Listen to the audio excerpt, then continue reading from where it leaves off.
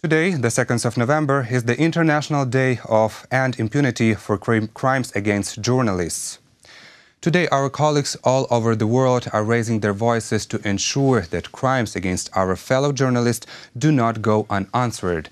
In the past 11 years, close to 930 journalists have been killed worldwide for reporting the news and bringing information to the public. On average, this equates to one death every 4 days. In 9 out of 10 cases, the killers go unpunished. On November 2nd, 2013, 2 French journalists were assassinated while reporting in Mali.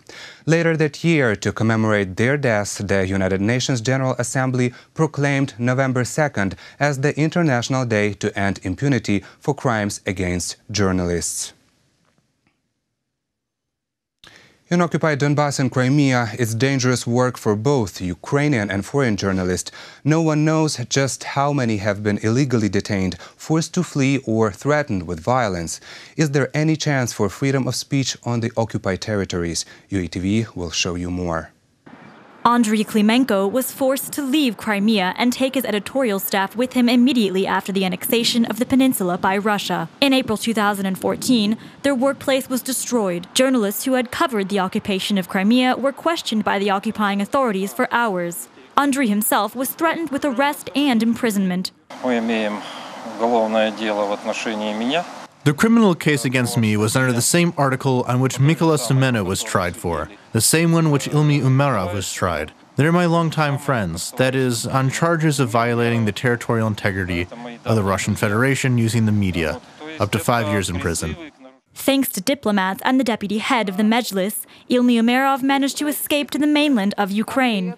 Radio Liberty journalist Mykola Semena remains a hostage on the occupied peninsula. He was illegally convicted on a fabricated case. For his beliefs and professional activity, he was recently sentenced to 2 years probation. He was also banned from doing journalism for 3 years. According to an internally displaced journalist, there is no freedom of speech on the occupied territories of the Donbass either. Lena and her husband were correspondents at the state-run newspapers Voice of Ukraine and State Herald in Donetsk. Both of them were detained by occupying militants when they captured the Donetsk Regional Council building in 2014. She says that she and her husband were lucky because the militants didn't figure out where they worked. And I remember that hall where an aggressive crowd was standing. They made a corridor for journalists to leave, checked everyone's identity card. And it was clear that people weren't local, that is, Russians, and they do not know the names of Ukrainian newspapers. Perhaps this was what saved us.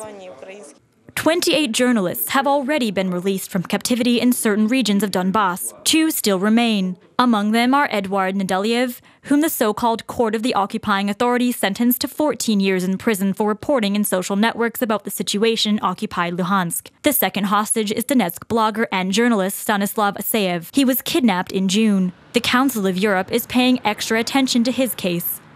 The Ukrainian delegation at the most recent meeting of the UN General Assembly called upon the international community to react quicker to the persecution of free media in Crimea and the Donbass, and also put more effort in the fight against Russian propaganda. But violence against journalists does not only occur in the occupied territories. The National Union of Journalists of Ukraine recorded 5 cases of physical aggression against journalists in the month of October. This is according to the press service of the organization. The incidents occurred in Kiev and its suburbs, as well as in the Kherson region. The head of the National Union of Journalists of Ukraine, Serhiy Temilenko, stressed that the situation with the security of journalists is unacceptable. According to the monitoring program Index of Physical Security of Journalists of Ukraine, which the union conducts with partner organizations, there have been 80 recorded cases of physical aggression against journalists since the beginning of 2017.